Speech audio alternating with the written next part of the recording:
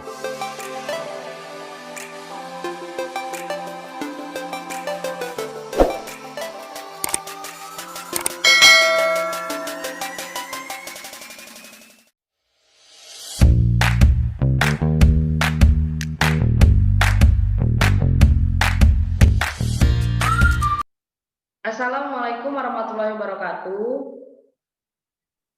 Waalaikumsalam warahmatullahi Waalaikumsalam wabarakatuh. warahmatullahi wabarakatuh. Bagaimana kabarnya hari ini anak-anak? Alhamdulillah baik, Bu. Nah, apakah hari ini hadir semua? Hadir, Bu. Hadir ya. Jadi karena kita hari ini sudah siap, semuanya hadir dan dalam keadaan sehat walafiat, hari ini kita langsung saja masuk ke materi momentum, impuls, dan hukum kekekalan momentum dan tumbukan. Tapi untuk hari ini kita hanya ingin membahas tentang momentum dan impuls. Baiklah, nah di sini untuk materi anak-anak bisa baca sendiri, yaitu ada momentum, impuls, hubungan momentum dan impuls, hukum kekekalan momentum, dan tumbukan. Jadi di sini ada 3 hal yang akan Ibu jelaskan mengenai momentum, yaitu yang pertama adalah definisi, yang kedua ada rumus, terus yang ketiga nanti ada contoh. Jadi nanti di sini anak-anak boleh bertanya apabila belum mengerti dengan penjelasan yang ingin dijelaskan. Nah, pertama di sini definisinya adalah momentum adalah suatu benda yang bergerak didefinisikan sebagai hasil kalian antara massa dengan kecepatan benda. Nah, di sini siapa yang tahu momentum itu termasuk besaran skalar atau besaran vektor? Ayo. Nggak tahu, Bu. Baiklah. Jadi Skalar enggak, Bu?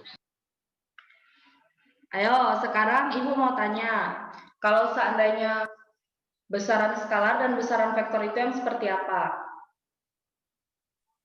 Kalau vektor dia punya arah dan nilai, Bu. Kalau skalar nilai aja, Bu. Kalau nggak salah sih gitu, Bu. Ya, betul sekali Bu Aduni.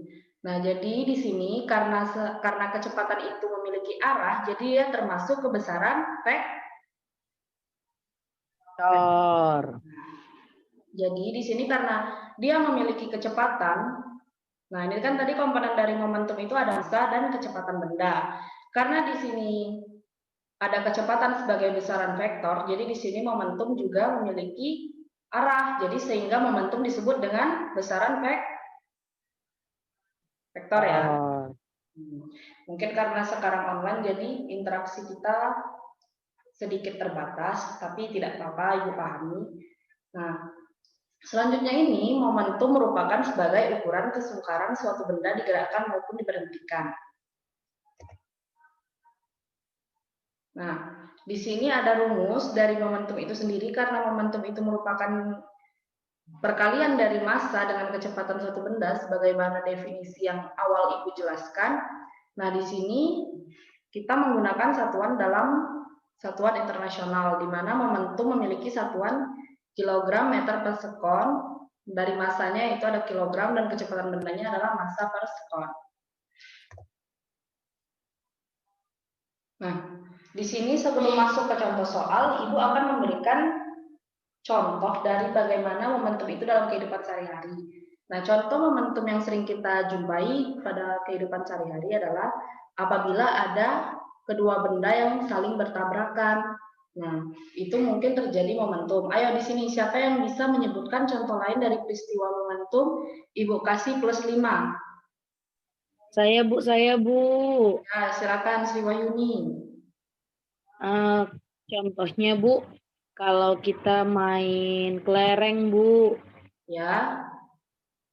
Atau bisa juga kayak kita main bola basket, Bu. Ya. Nah, jadi dia dikatakan momentum itu apabila ada dua benda yang saling bertumbukan. Bagaimana, Ira? Paham, Nak? Paham, Bu. Bagus ya. Semoga semuanya paham. Biar besok waktu ujian, kalian juga mendapatkan nilai yang tinggi. Nah, Amin, Bu. Amin. Baik, Bu. amin. Lewat. Nah, jadi di sini pada contoh kelihatan nggak, jelas nggak soal yang Ibu sajikan di PPT? Jelas, Bu. Lumayan, Bu. Jelas kan? Jadi di situ ada sebuah benda bermassa 1 ton bergerak dengan kecepatan 90 km per jam. Berapa momentum yang dimiliki benda tersebut? Jadi di sini tadi anak-anak ingat kan, rumus momentum itu adalah massa dikali kecepatan. Nah, tapi di sini kita akan menggunakan satuan dalam SI. Jadi kalau massa di SI itu kan kilogram, di sini ton. Jadi kita konversikan dulu dari ton ke kilogram. Nah, di sini ada kecepatan yang 90 km per jam satuannya. Jadi kita rubah jadi meter per second. Nah, di sini untuk mencari momentumnya, kita menggunakan rumus massa dikali kecepatan. Nah, di sini kita masukkan saja nilainya. Massanya ada 1000 kilo dan kecepatannya 25. Jadi di sini hasilnya 2500 Newton sekon. Nah, selanjutnya itu ada impuls. Nah, di sini definisi sama seperti tadi, Ibu akan menjelaskan dulu definisinya. Nah, impuls adalah peristiwa gaya yang bekerja pada benda dalam hanya waktu sesaat. Impuls juga didefinisikan sebagai hasil kali gaya dengan waktu yang dibutuhkan gaya tersebut bekerja. Contoh aplikasi di sini adalah bola ditendang dan bola tenis dipukul. Ayo, siapa lagi yang bisa menyebutkan contoh impuls dalam kehidupan sehari-hari? Nggak tahu, Bu. Ayo Yuni, tahu nggak? Yang saya tahu cuma peristiwa kelereng tadi, Bu. Nggak tahu lagi, Bu. Oh, ada, Bu. Ya. Kalau orang motor tabrakan dengan mobil, Bu. Oh ya, bagus ya. Mati, Bu. Bukan gitu Ira, maksudnya itu, maksud Yuni, karena kan momentum dan impuls ini sangat erat kaitannya. Nanti kita akan bahas di pertemuan selanjutnya. Nah, pada saat kedua motor bertabrakan itu terjadilah peristiwa momentum dan impuls. Begitu. Paham Ira? Ya, Bu. Ngerti, Bu. Ya.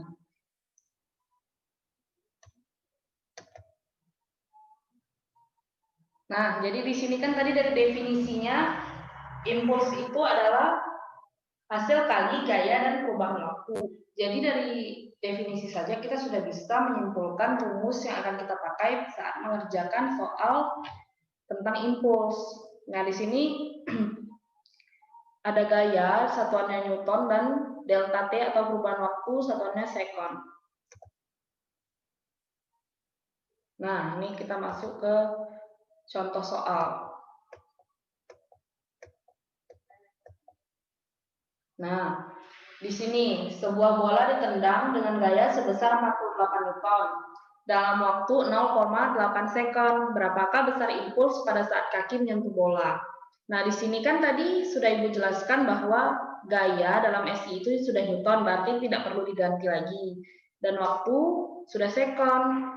Nah, jadi di sini kita tinggal memasukkan angkanya saja.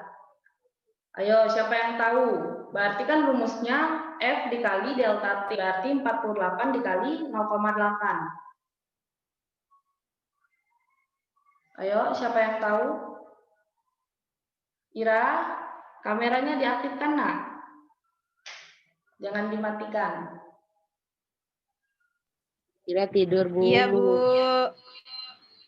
Kalau sedang mengikuti pelajaran, hidupkan kameranya ya, nak. Jadi Ibu bisa tahu kalian hadir atau tidak di pelajaran hari ini. Lagi nyari hasilnya, Bu.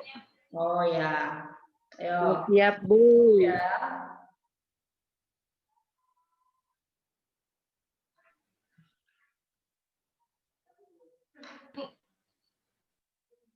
Ayo silakan 48 dikali. Hasilnya 38,4, Bu. Oke. Berarti Ira sudah paham ya bagaimana cara mencari soal impuls. Coba kita lihat dulu hasilnya, benar atau tidak? Nah, ya betul. Nah, baiklah anak-anak, karena pertemuan kali ini Ibu rasa sudah cukup, anak-anak sudah mengerti tentang momentum dan impuls. Nah, jadi karena kita sudah di akhir materi, di sini Ibu akan memberikan sebuah tugas. Nah, pasti kalian senang kan di sini karena pelajarannya sudah selesai dan ada tugas untuk menguji keterampilan kalian dalam Belajarnya senang, Bu. Tugasnya nggak senang, Bu. Gak apa-apa, kalau banyak ngerjain tugas nanti kalian tambah ngerti. Jadi ini tugas untuk PR di rumah ya anak-anak, silahkan dikerjakan. Ya Allah, Bu. Ini akan dikumpulkan pada pertemuan minggu depan. Nah, jadi Ibu ucapkan terima kasih. Apakah anak-anak di sini ada yang ingin ditanyakan sebelum pelajaran diakhiri? Tidak, Bu. Oke, baiklah kalau tidak, nanti apabila ada yang kurang paham mengenai rumus dan konsepnya bisa ditanyakan melalui grup WA atau email Ibu ya. Iya, Bu. Jadi karena Baik, Bu. Ibu akhiri, Ibu ucapkan terima kasih dan semoga kalian sehat selalu, stay safety di rumah. Terima kasih, Ibu akhiri. Assalamualaikum warahmatullahi wabarakatuh. Waalaikumsalam warahmatullahi wabarakatuh. Kembali kasih, Bu.